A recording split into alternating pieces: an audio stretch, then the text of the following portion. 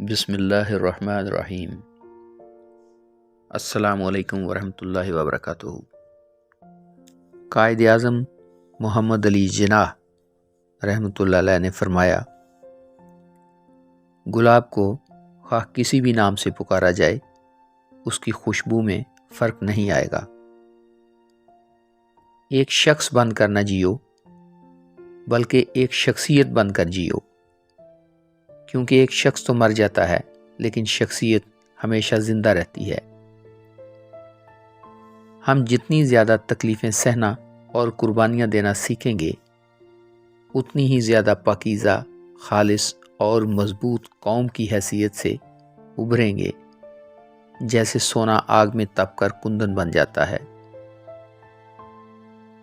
عزت و وقار انسان اور انسانی زندگی کا ہوتا ہے۔ اداروں کی عزت و وقار نہیں، ذمہ داریاں ہوتی ہیں۔ دنیا میں ایسی کوئی طاقت نہیں جو پاکستان کا وجود ختم کر سکے۔ یقین، نظم و ضبط اور بے لوث لگن کے ساتھ دنیا کی ایسی کوئی چیز نہیں جو حاصل نہیں کی جا سکتی۔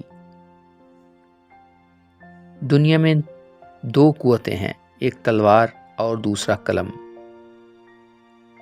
ہماری نجات کا راستہ صرف اور صرف اسوہ حسنہ ہے۔ ہم سب پاکستانی ہیں اور ہم میں سے کوئی بھی سندھی، بلوچی، بنگالی، پٹھان یا پنجابی نہیں ہے۔ ہمیں صرف اور صرف اپنے پاکستانی ہونے پر فخر ہونا چاہیے۔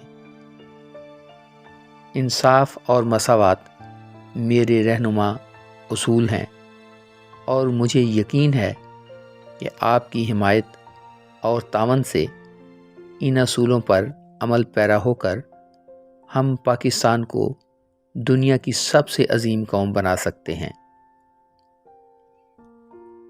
مجھ سے اکثر پوچھا جاتا ہے کہ پاکستان کا طرز حکومت کیا ہوگا؟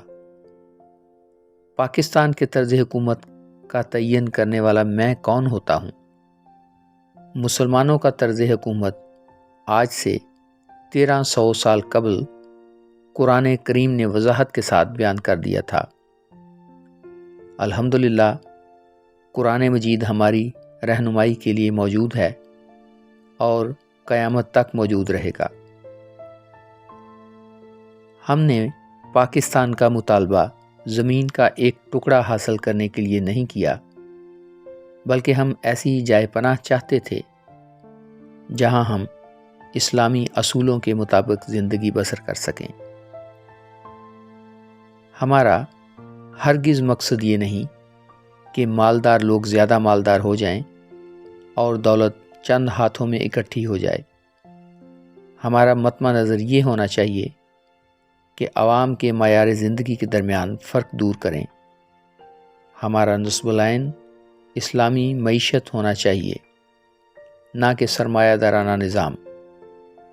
ہمیں ہمیشہ پیشہ ورانہ مفاد کو پیش نظر رکھنا چاہیے۔